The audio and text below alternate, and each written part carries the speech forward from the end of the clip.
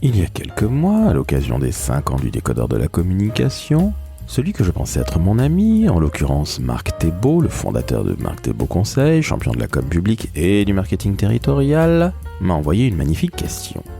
Cette question, vous allez l'entendre en tout début d'épisode et vous allez comprendre qu'elle mène amour, Cyrano de Bergerac, Roxane, non pas celui de police, mais celui justement de Cyrano, et aussi plein d'autres choses comme les névroses. Dès lors, comme je ne suis pas un homme qui aime souffrir et que je suis évidemment extrêmement généreux, j'ai décidé que cette question, que j'ai appelée la question de Marc, M-A-R-C comme Marc Thébault, je le répète, et non pas M-A-R-Q-E, eh bien la question de Marc sera systématiquement posée dorénavant aux invités du décodeur de la com. Et, cher petit Vénard, en ce début d'année 2026, vous avez 8 personnes qui répondent à la fameuse question de Marc. De David B6 à Juliette Roger, vous le verrez, la fine fleur de la communication en France et même en Algérie s'est essayée à cette question ô combien épineuse et qui ressemble, à n'en pas douter, à un devoir de philosophie en terminale. Bref, je vous laisse écouter les réponses et bien évidemment en préambule cette fameuse question de Marc. Et quant à moi, je suis toujours Laurent François, fondateur et dirigeant de l'agence Maverick. Je vous souhaite une très très bonne écoute de ces réponses à la fameuse question de Marc. Le décodeur de la communication, un podcast de l'agence Maverick.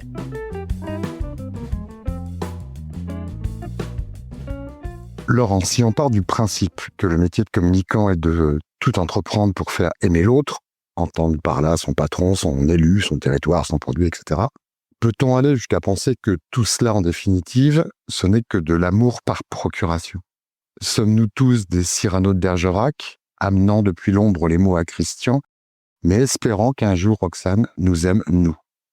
En somme, un bon communicant est-il un communicant névrosé, se contentant de l'amour par truchement? Waouh. Non. Bertrand Hébière, directeur de la communication de Bouygues Construction. Non, le communicant n'a pas pour vocation de mettre ses mots dans dans la bouche d'un autre. On travaille beaucoup en ce moment avec mon Comex, comme beaucoup d'autres communicants j'imagine, sur leur présence presse et réseaux sociaux. La première fois que je leur ai parlé de ça à tous, ils m'ont dit pas de problème, écoute, tu veux qu'on soit plus présent sur les réseaux sociaux, t'as qu'à nous écrire un truc et puis on le fait. Et je leur ai dit, alors, vous allez rire, mais justement, non. Parce que ce qui marche, les amis, c'est si vous êtes sincère, c'est si vous êtes vous-même, et si c'est votre personnalité qui se révèle à travers vos posts. Si moi je parle à votre place, ça n'a aucun intérêt. La responsabilité du communicant, là, c'est d'outiller, c'est d'aiguiller, c'est de donner à Christian les capacités pour s'exprimer par lui-même. On a tous notre Roxane. Donc Christian a une Roxane qui l'attend. C'est pas la Christiane de Cyrano. Lui, il saura trouver ses mots pour séduire sa Roxane. Christian saura trouver ses mots pour séduire sa Roxane à lui. Les membres de mon Comex, ils auront chacun leurs mots qui leur seront propres pour parler à leur propre communauté. Et je pense que c'est uniquement en étant sincères et en étant eux-mêmes qu'ils y arriveront. Il semblerait que le DIRCOM ne soit pas un Cyrano. Je dirais que c'est un choix, en fait. Charlotte Crozier, DIRCOM de Ninkasi. Comme dans un spectacle, il y a ceux qui choisissent d'être sur scène, et puis il y a ceux qui choisissent d'être metteurs en scène, techniciens, musiciens.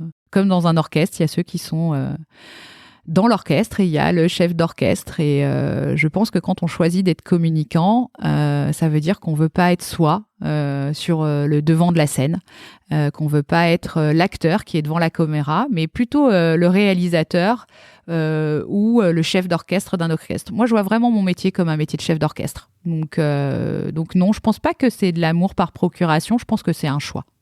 On enchaîne avec l'ombre, qui est plutôt assumée, et ce, de manière sereine. Je vous laisse écouter. Je crois l'avoir vu passer cette question sur les réseaux sociaux. J'avais évidemment pas du tout pensé que tu allais me la poser. David B6, directeur de la communication de Rubix France. T'as dit plein de fois, ça m'arrange. T'as dit plein de fois que j'étais hyper modeste et hyper humble. Donc là, ça m'arrange de dire que moi, j'ai pas de souci avec le fait d'être man in the shadow.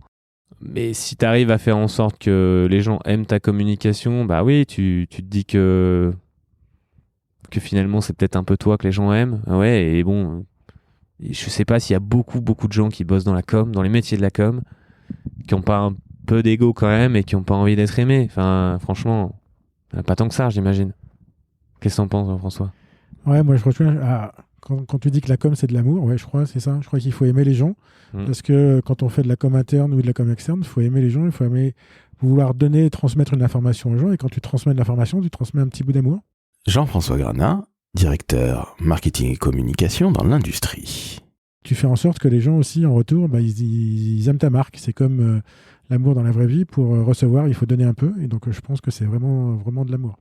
C'est vrai que je pense qu'on est un peu des fois des hommes de l'ombre, où on met en avant une marque ou un dirigeant ou une équipe, mais pas névrosé pour autant. Moi, je suis content quand je vois une chose ou une action de com qui se passe bien et que les gens se rendent compte, les gens m'en parlent, je suis content et c'est pas moi que je mets en avant, c'est la marque, c'est le travail de l'équipe qui est mis en avant et ça me crée pas de névrose pour autant.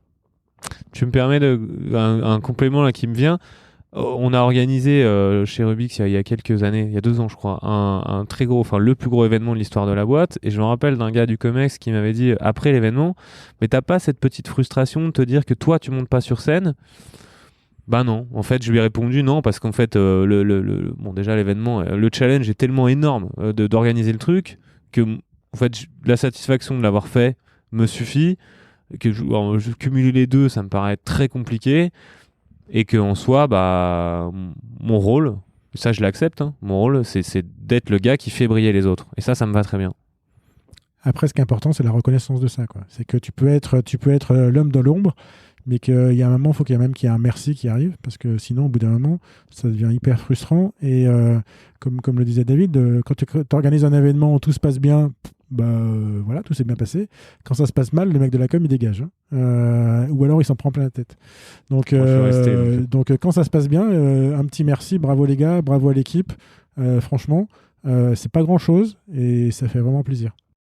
Et là, vous voyez, dans le même style, ni amour, ni névrose, la reconnaissance professionnelle est la chose la plus importante qui soit pour un communicant ou une communicante. Merci à Marc pour cette question. On te remercie, Marc, comme à l'habitude. Tu n'as pas 2 heures et c'est pas un test de philo. C'est ça. Je pense que le métier de communicant, c'est pas de faire aimer.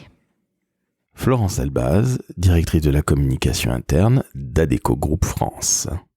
Dans la palette de ton métier, tu as faire aimer, mais pour moi, c'est plus expliquer ou faire adhérer.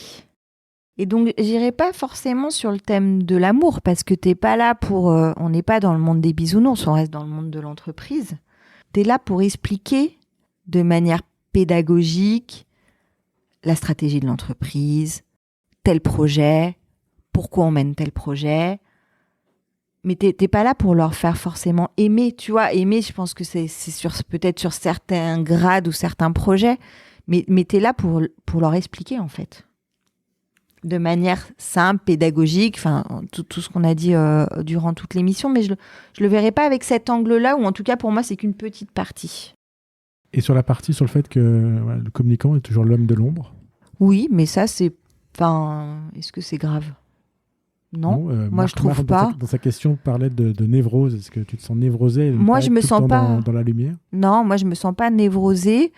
Et je pense que ton job, c'est pas d'être dans la lumière, ou alors tu peux l'être par moment parce qu'on va te demander de présenter telle émission, présenter tel podcast, présenter tel événement. Et que là, ça peut devenir ton rôle, ou alors quand tu es au RP, par exemple, tu es attaché de presse, tu vas être en face des journalistes. Ça peut être ton rôle à certains moments, mais ton rôle à toi, c'est de communiquer. Mais c'est pas de communiquer sur toi. Alors tu peux dire peut-être que tu es le cordonnier, comme on dit, le plus mal chaussé. Mais ton rôle, c'est de communiquer sur l'entreprise, ou en tout cas sur la matière qu'on te demande de communiquer, en fait. Et oui, le communicant a une charge de travail et il en est honoré. Je dirais que c'est avant tout ce qu'on doit faire, nous, c'est de mettre en avant les projets et les gens. Candice Pondevie, attachée de presse chez Bouygues Construction. C'est pas de l'amour, mais c'est de la fierté, de la loyauté envers l'entreprise également. C'est de faire passer à travers des preuves concrètes. C'est pas des mots chez nous. On fait vraiment des preuves concrètes de ce qu'on est capable de faire, de ce que les équipes sont capables de faire et de ce qu'on fait aussi pour la société. Moi, j'ai aucun souci à rester dans l'ombre, j'y suis bien, à part aujourd'hui. Mais je suis bien dans l'ombre. Et ce que je mets en avant, c'est à la fois des personnes, mais c'est aussi des porte-paroles de l'entreprise. Donc, c'est Bouygues Construction que je mets en avant. Et chacun, et c'est ce que je leur dis avant qu'ils prennent la parole, vous êtes l'incarnation de Bouygues Construction. Ah, là, on va rentrer un petit peu dans la philosophie. Écoutez bien. Bonjour Marc, tu demandes si nous sommes tous des Cyrano. Juliette Roger, directrice de la communication. Je dirais que c'est d'abord une image intéressante, plutôt jolie, juste ou pas. Oui, en tant que communicant, on agit dans l'ombre. On prête notre plume, notre voix, notre sens du rythme, notre sens des mots, le goût des autres, pour quelqu'un, pour une marque, pour un dirigeant, une institution. Ce sera sa signature, son visage, son succès. Et ce qui nous différencie principalement, je pense, c'est le fait qu'on ne fait pas cela pour être aimé. Là, dans Cyrano de Bergerac, il s'agit d'un amour profond. En aucun cas, quand on écrit ou qu'on agit pour l'autre, on cherche à se faire aimer. On cherche, à minima, effectivement, sans doute, à ce que l'opinion publique, à ce que les collaborateurs aient une forme de reconnaissance pour la personne qui partage nos mots, qui porte finalement notre vision. Mais en aucun cas, il s'agit d'amour. Par ailleurs, tu demandes, est-ce qu'on n'est pas tous des personnes névrosées ? Est-ce qu'on ne se contenterait pas de l'amour par truchement ? Alors là encore, névrosé, c'est un mot fort qui peut être cruel. Moi, je dirais que c'est pas tant qu'on est névrosé, mais surtout que on éprouve une tension permanente. On a le besoin d'être compris. On a le désir d'être reconnu. On aimerait parfois, effectivement, peut-être avoir des remerciements, une forme de reconnaissance de la marque ou de la personne pour laquelle on écrit. D'où cette tension permanente. En revanche, est-ce que tout cela évoque une névrose ? Je n'en suis pas sûre. En tout cas, ce qui est certain, c'est qu'un communicant est avant tout quelqu'un d'hypersensible au regard d'autrui. Il préfère sans doute parfois le détour, la médiation, l'intelligence et la mise à distance. Maintenant, dans tout ça, finalement, on retrouve la même chose. Il y a une fragilité, certainement, là-dedans, mais une fragilité qui peut devenir une force quand elle est exercée avec conviction et engagement. L'amour. Alors peut-être l'amour du risque, comme le disait la magnifique série des années 80, mais surtout l'amour comme conséquence et non pas comme objectif. Pour répondre à Marc, la communication, ce n'est pas seulement susciter l'amour. Faire aimer une personne, un produit, une marque ou un service est en réalité une conséquence positive ou la résultante d'un travail de fond qui est souvent effectué sur un temps long. Werdia Ousmer, directrice de Table Ronde. La communication, c'est être en relation avec les autres, bâtir des ponts, engager la conversation. Mais la communication se construit et l'amour n'arrive qu'après avoir révélé qui nous sommes, avoir été transparent et clair sur nos objectifs et surtout après avoir gagné la confiance de ceux et celles à qui nous nous adressons. Avec authenticité, il est bon de le préciser. La communication, au-delà de faire aimer, sert à sensibiliser, informer, éduquer, parfois même à divertir. La communication est le ciment de tout projet. Elle structure, elle encadre, elle facilite la collaboration. Et elle est surtout la gardienne de notre ADN, que l'on soit une marque, un élu ou une entreprise. Elle nous aide en fait à garder le bon cap. Tout ça pour dire que le communicant ne cherche pas l'amour, mais plutôt l'impact et l'ancrage, pour ne citer que ces deux-là. L'amour n'est en réalité pas la destination, mais la superbe vue surprenante à laquelle on a droit une fois qu'on est au sommet. Voilà, c'est fini pour cet épisode autour de la question de Marc. Alors je vous rassure, il y aura très régulièrement d'autres réponses à la question de Marc. Marc Thébault, je le rappelle, le coquinou qui a monté Marc Thébault Conseil et qui est évidemment un champion de la communication publique et du marketing territorial. Ciao, ciao.